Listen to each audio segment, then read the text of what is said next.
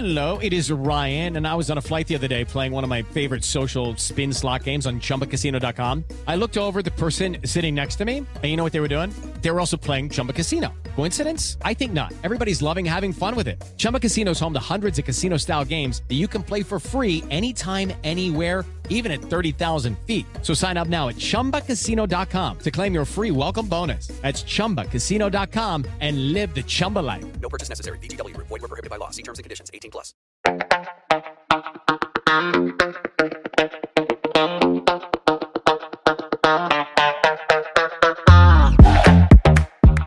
Hey, what's happening, everybody? I'm Larry Roberts. And I'm Sarah Lucy, and this is Branded, your comprehensive guide to creative branding.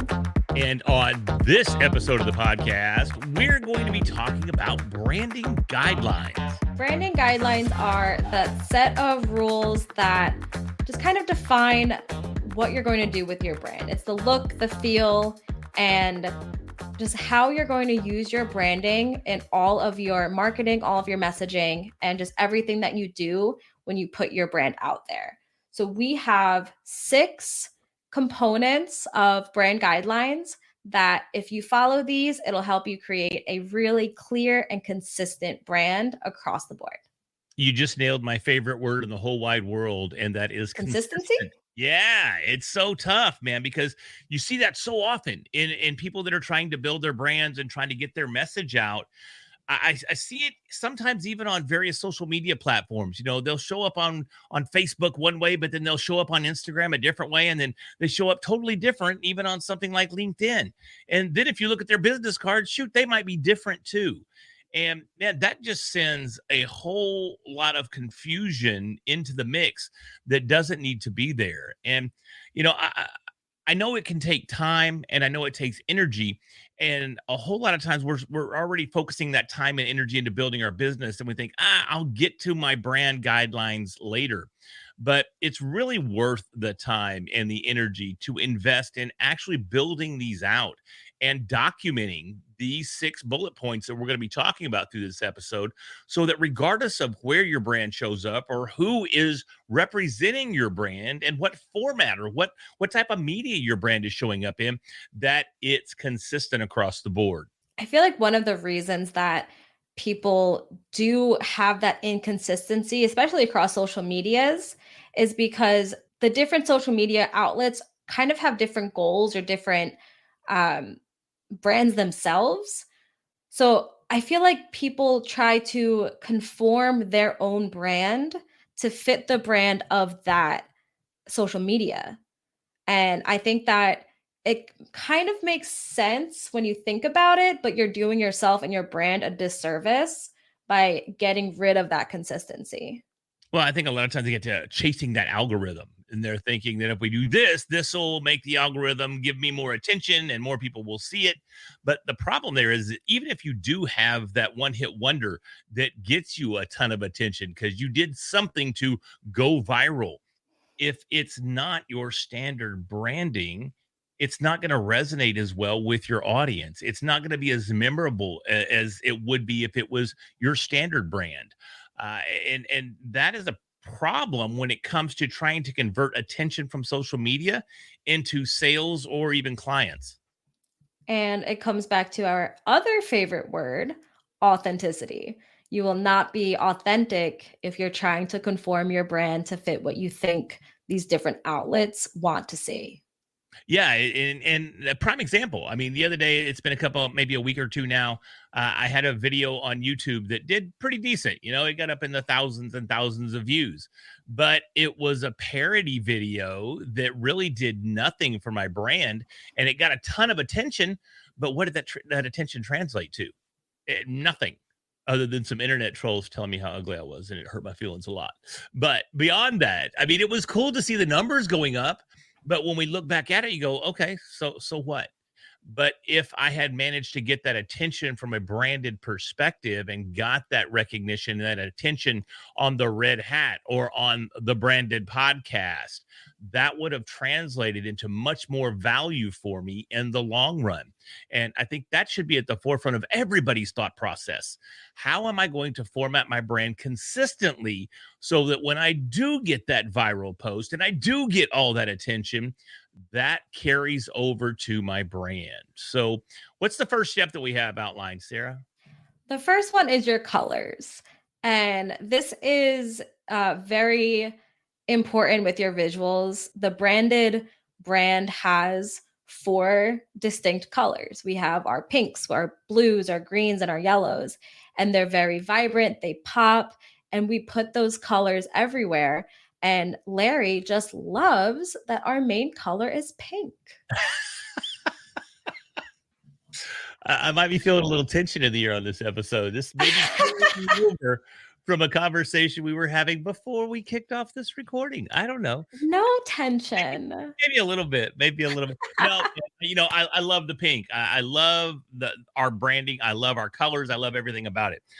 It being the middle-aged white male that I am, the pink doesn't necessarily resonate with my generation as much as maybe it does with some of the more current trends that we're seeing in colors and branding. So at times, maybe I do blush a little bit, and maybe my little rosy red cheeks end up matching the background of our video more than it It's on brand. But is it? Is it? But no, the pink is good, man. Because if you look, our brand stands out.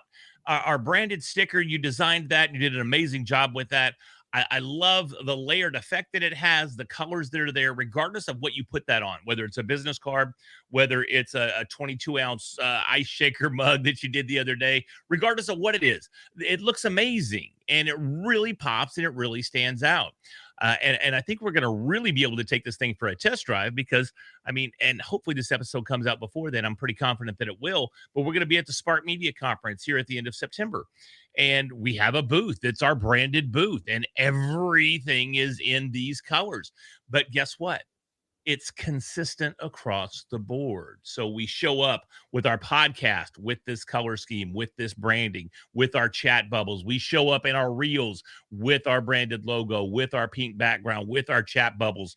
And when we show up at the Spark Media Conference in Houston, Texas, September 28th through the 30th, maybe a plug there, we're going to be in pink with our chat bubbles and our branded logo there as well. So that consistency is going to carry through regardless of the medium or regardless of the environment that we're in. Yeah, and I personally love the pink because if you look at my personal brand, which is Favorite Daughter Media, everything is pink. I might as well be Barbie. And that is my childhood dream anyway. So here we are. But everything is pink. So whether I'm sharing something personally branded or I'm sharing something branded, it all kind of matches and it flows. So works out really well for me and you can deal with it. Oh, thanks. I appreciate that. Man, friendly. The way I do it is I look at pink and go, it's just a lighter shade of red. Yes, if you add some white, it becomes pink. Just a lighter shade of red. That's all it is. So, but again, be consistent with your colors, establish those colors, and understand what they are. Don't just tell somebody, oh, my color's pink. What color pink? I mean, pink comes in infinite shades. So it's critical that, in going back to what I was talking about earlier, documenting your colors. Exactly. What color is that blue chat bubble we have? What color is that green? What color is that darker pink that we have up there in a chat bubble? And what's the lighter pink that we use for our background? Knowing those hex codes or the technical definition of those colors is absolutely critical. So take the time to find out exactly what your colors are and document those so that you can pass them on to advertising agencies or anybody that may be looking to leverage your brand in their applications or their programs, whatever it may be. You want to make sure that it's consistent. So make sure you document that. Absolutely. The second one is your font. You want your fonts to be very consistent. You want the multiple fonts that you have to be very complementary of each other. And Larry, you actually changed your font because you discovered a new font. Yeah, I was actually a huge fan of Montserrat, right? And I may not even be saying that right, but that's what it sounds out like to me. But I loved it, and it had so many different variations to the font itself. You had extra bold, you had light bold, you had medium, so there was a lot of versatility in that font, and I used it all over the place. But we were playing around. I think it was in Canva. No, actually, I had a client that brought me. Oh, he brought me his brand guidelines and he goes, "Hey, man, you're really going to love the font that we selected." And the name of the font was Red Hat. So, What Scott are the Joseph, odds? I appreciate you bringing that to my attention. That was amazing. But I have to be honest, as soon as I saw that the font was called Red Hat, guess what happened? I went in and I had to. I mean, I just had to. It would have been totally against my nature and totally against my brand if I didn't start leveraging Red Hat as my branded font. Yeah, we have our main font here is called Peralta. And Yeah. then everything that we do, all of our body text is usually in a typewriter font. And just having those set fonts, things like social media graphics, you can play around with more fun fonts and you can switch that up to go with the aesthetic of that post. But on things like your website, on things like your marketing materials, you really want to have a font and stick with it so that everything comes out super cohesive. Yeah, 100%. And it's not that difficult to do, but one of the things you want to make sure that you avoid is having too many fonts. I'll see podcast cover art out there and I'll look at it and there'll be 5 or 6 different fonts on that thing and fonts from different families. Now we're kind of getting into nerd tech talk here when I start talking about families of fonts, but we want to make sure that we're consistent across the board. If you have a sans serif font, meaning that there's no tails on the letters, then stay consistent across that and don't have any sans serif type fonts like a Times New Roman or that Hold sort of thing. on. Yes. Serif? Isn't that how you say it? Serif? Is it serif or serif? I say serif. I say serif. Huh. Okay. See, You now I usually do. New York, so you don't say it right. We just insulted every New Yorker, but it's fine because we know we're better than you. But I usually do Serif. 3 fonts. I think three's a good number. I'll do whatever font is the headline font. Mm-hmm. I do whatever font is my body font. Uh-huh. And then I'll usually throw in some kind of like cursive for just like an accent or even like a handwritten if I want to make something look like handwritten. I'll do Kind of that like a lot if I have here a with by Larry Roberts and Sarah Losu. We got that little font exactly. here just kind of a highlight. Yeah, or if I have a QR code on something, I'll do in a handwritten font like scan for more or like you like scan to schedule, something like that. So it just looks a little more, it stands out a little bit. It looks a little like custom handwritten, like I just wrote that on the business card for you. So I love doing that. I really love having those 3 fonts. Some designers will be like, you can only have 2, or Yeah. some might even say only do 1. But if you have an extra little fun font that's just for those accents and your body font and your headline font really complement each other, I think you can get away with 3. Yeah, I I think wouldn't go past 3. yeah, I definitely wouldn't, unless it's just a really, really busy type image. Yeah, 3. And if you think about podcast cover art, which is what we talk about the vast majority of the time here, you don't want to go beyond 3. You see those 5 or 6, and it's just there's so much going on. If you think about podcast cover art, it's usually really, really tiny, about the size of Mhm. a quarter on whatever device you're listening to your podcasts on. And when you get too many fonts or even just too much text, it becomes a problem and you can't really make out what it's saying, and it just really throws off the whole image. So just be aware of that, regardless of what you're doing, whether it's a business card, whether it's podcast cover art, whether it's a freaking billboard. You want consistency across the board and you want to maintain a nice, well-crafted design in everything that you're doing. So the next one is your logo. And this is kind of the simple one. You have your logo is set, but there are some guidelines around how you should use that logo. Yeah. So for some things like you and I, for our personal brands, for Red Hat Media and Favorite Daughter Media, we have our logos in white and our logos in black. So that whatever the background color is on something we put our logo on, it's still gonna pop. Right. Right. So having that built into those brand guidelines of using different colors is one of the things you want to think about when you do think about that logo. But then also, if you have different versions, I have versions of my logo that are just the graphic. I have versions that have the brand name. You should have versions that are stacked, and then you should have versions that are horizontal. So there's different things like that to think about. So it's not just that one logo file you need to think about. You want to have a few different variations so that it really fits whatever you put it on. Yeah, exactly. And you do that really well with our branded logo. We have certain applications where we just use the B, the first letter of branded, and it's by itself and it's kind of just an identifier. And very similarly, you'll see some of the things that I have that literally just have the little graphical red hat. It's literally just a red hat with no font whatsoever. So, depending on what I'm doing there, I might just kind of rubber stamp it with a red hat, but it's the same red hat that you see in my logo. So it's consistent across the board. I just removed the font from the background. So you may actually have version. That was a weird sounding word. You may actually, you may actually want to leverage a black and white version of your logo as well. So keep that in mind. And this goes back to what I was saying earlier too, and that you're going to want to document this. You're going to want to have this written someplace and documented someplace so that once again, regardless of who's working with you and your logo and your branding, that they can reference this guideline and know exactly, oh, where can we use the black and white version? Oh, we can only use that in print. Where can we use this colored version? Where can we use just the icon part of our logo? So make sure that you understand the applications and you've thought those through and you identify those so that you can hand these guidelines over and know beyond a shadow of a doubt that your brand's going to be represented accordingly. I have a few rules of thumb for that too. Since for my personal, yes, those are your thumbs. For my personal brand, since I do have my graphic logo and then the name underneath, anytime it's like the first time someone is seeing my logo, I make sure the name is there because they don't have that recognition of what that graphic piece is because it Sure. doesn't say the name. But if I'm doing like a presentation deck and want my logo on every page, on the cover page, it's going to have the name, but I don't necessarily need that full logo on every single slide.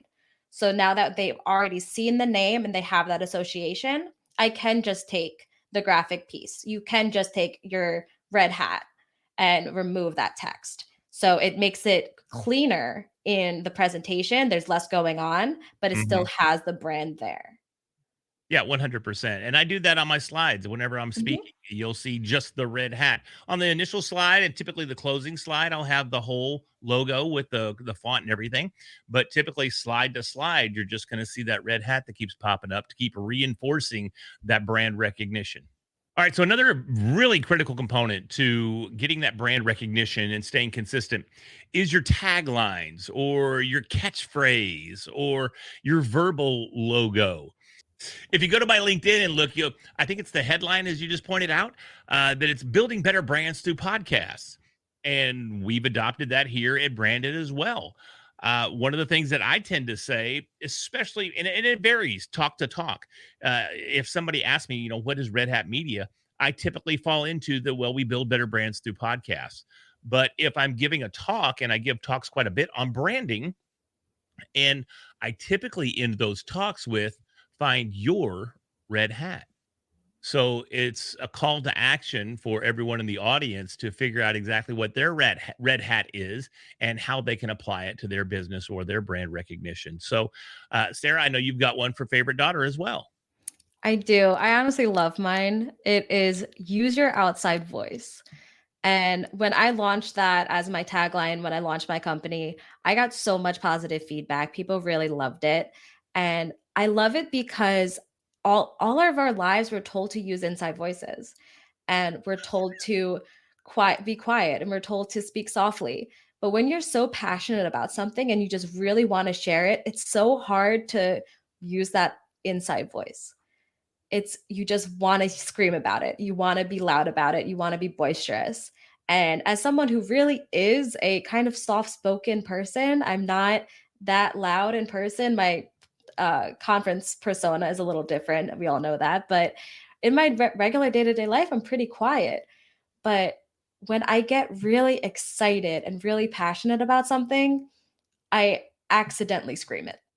And that is, I think that's important. I think everyone should find that thing that they are so passionate about that they just cannot use their inside voice. Well, growing up, I mean, I always got in trouble for using my outside voice on the inside. If I was in trouble at home, typically it's because I was being loud. If I was being sent to the principal's office, which happened often, or just meet me in the hall, Larry, it was because I was being loud. So I love the fact that your tagline is use your outside voice because I naturally, and there he was, how you like that? I naturally use my outside voice. So I love that. And I think people that are listening right now, if you find that tagline, keep it short, keep it sweet, keep it concise, and keep it consistent, and really let it reflect exactly who you are and what it means to implement or use that tagline. I'm not sure what the exact rule of thumb is, but I usually say 4 to 5 words max. No, I do. Every time I say rule of thumb, Yeah, it's just, Larry puts both of his thumbs up. I guess that's his rule for his thumbs. hey man, it could be worse. But anyhow, taglines absolutely critical. Let's move on to our next point, which is what? It's tone. Tone of voice, tone of your messaging, all of the tones. How do you want your brand to sound? How do you talk? How do you write? And this one can be difficult for people, but I don't think it should be. And I think it's difficult for people because they try to sound different than themselves. I think if you have your tone of your company be your own tone of voice and you write in your voice, you write the way that the words just come to your head, it's going to be so much easier to be consistent because you don't have to put thought into it. It's just how you talk. That's that authenticity, right? Absolutely. Well, And go ahead.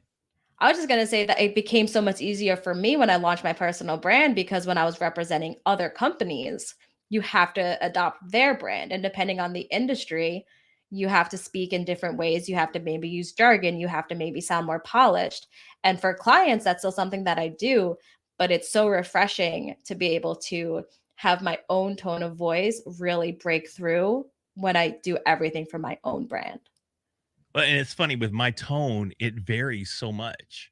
It varies depending on the environment that I'm in. It varies depending on exactly what I'm doing. If I'm doing a reel by myself, I typically have a real voice, which is a little higher pitched, a little more excited, a little more emphatic when I'm looking at the camera and recording that reel with whatever message it may be.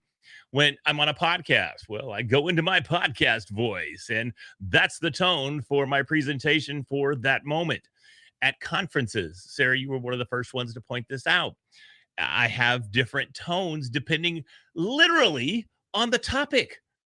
If it's a potential client that I'm talking to, I use one tone.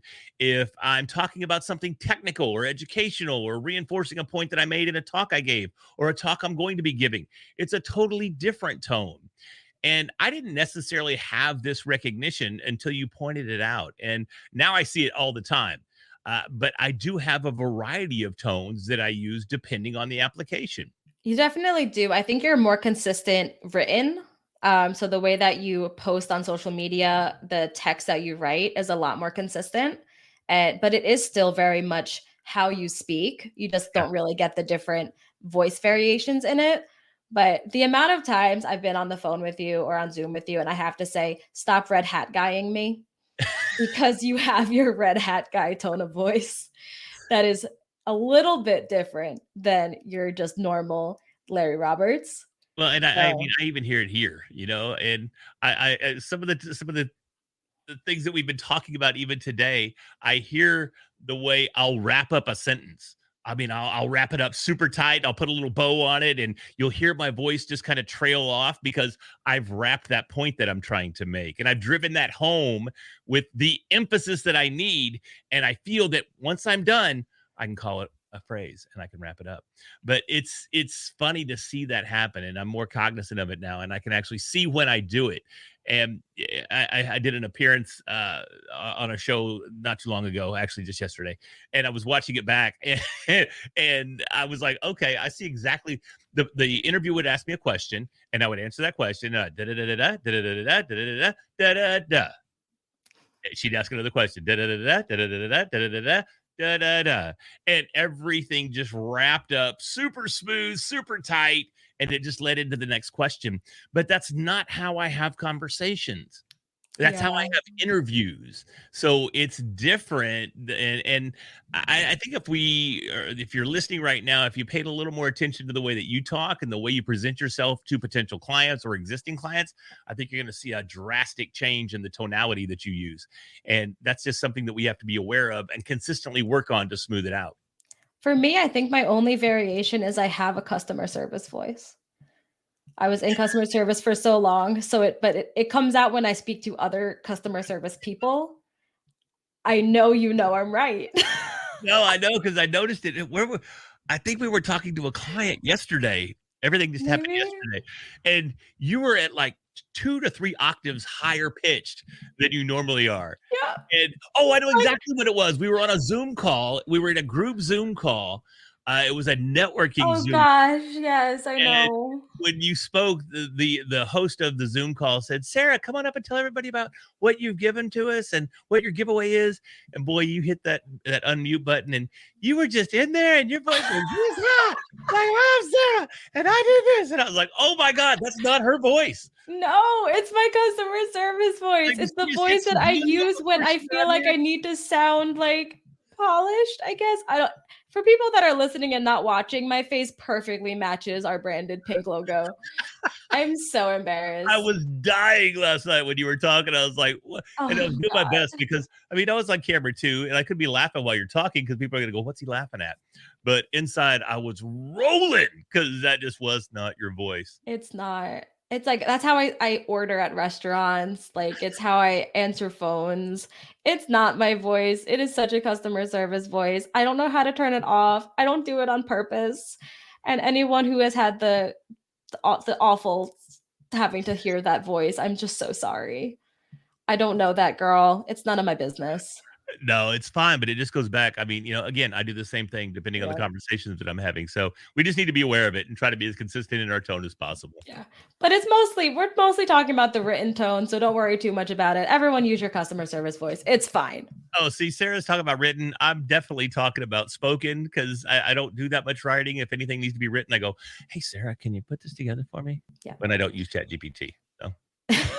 I am your ChatGPT. Anyway, the final point, the sixth piece that you need to put into your brand guidelines and put thought into are your visuals.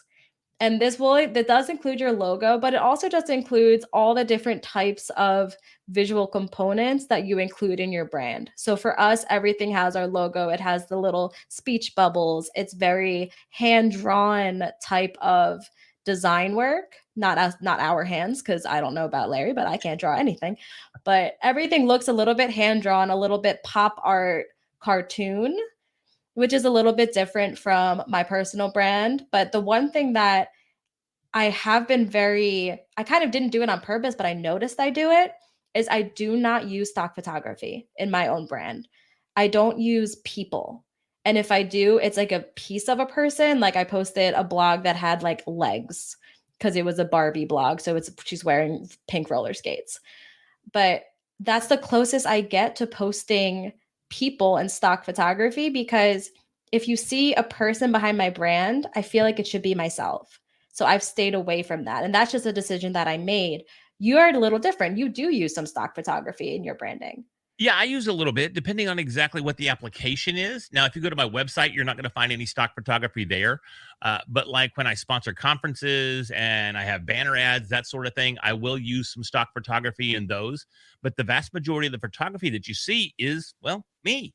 I am the vast majority of the brand. I am what's under the brim of the red hat. So, and I'm slightly narcissistic, so I like to see me. No, I'm just kidding. No, I really don't like. You also do have stock photography on your website. I don't know what you're talking about. Do I really? What? It's on your services page. Your header you use for everything is like a stock photo of a city skyline. That's You not really. use I mean, I stock- don't look at this. I don't look at the city size. I don't look. Okay, well, look at your skyline services photography. page. It is stock photography. I'm very sorry to break it to you. Well, we're Um, editing this part out. I'll tell you that right No, now. we are not, Yeah, we because are. this Yeah. is a lesson to everybody. Know your branding, know your brand guidelines so that you don't get on a podcast and say you don't use stock photography when your website is riddled with it. And don't do a podcast with your web designer, because she's going to know more about what's on your website than you really are, because you're more about what you present on the outside, not what's on the inside. So And she also came up with the brilliant beneath the brim line that you said, Can and you she's give me very proud nothing? of it. Can you give me She's nothing proud here? of it. Can you give me I'm obviously proud of it too. I used it. Give me something. Yeah, I gave you that line and all of your branding. You're welcome. Give me an outro for this episode. Let's do that. Now you know the 6 pieces of your brand guidelines. Go ahead and make it into a document, put it on paper, make sure that you know that any brand managers you work with know what your brand guidelines are so that you don't do what Larry just did. Is that a good? All right, cool.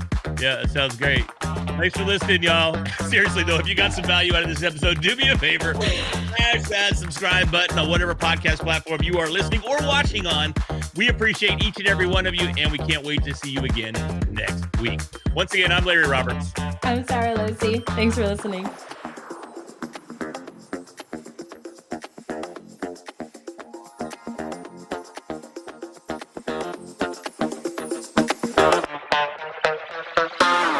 With the Lucky Land Slots, you can get lucky just about anywhere.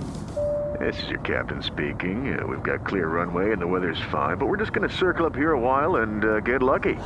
No, nothing like that. It's just these cash prizes add up quick. So I suggest you sit back, keep your tray table upright, and start getting lucky. Play for free at LuckyLandSlots.com. Are you feeling lucky? No purchase necessary. Void where prohibited by law. 18+ terms and conditions apply. See website for details.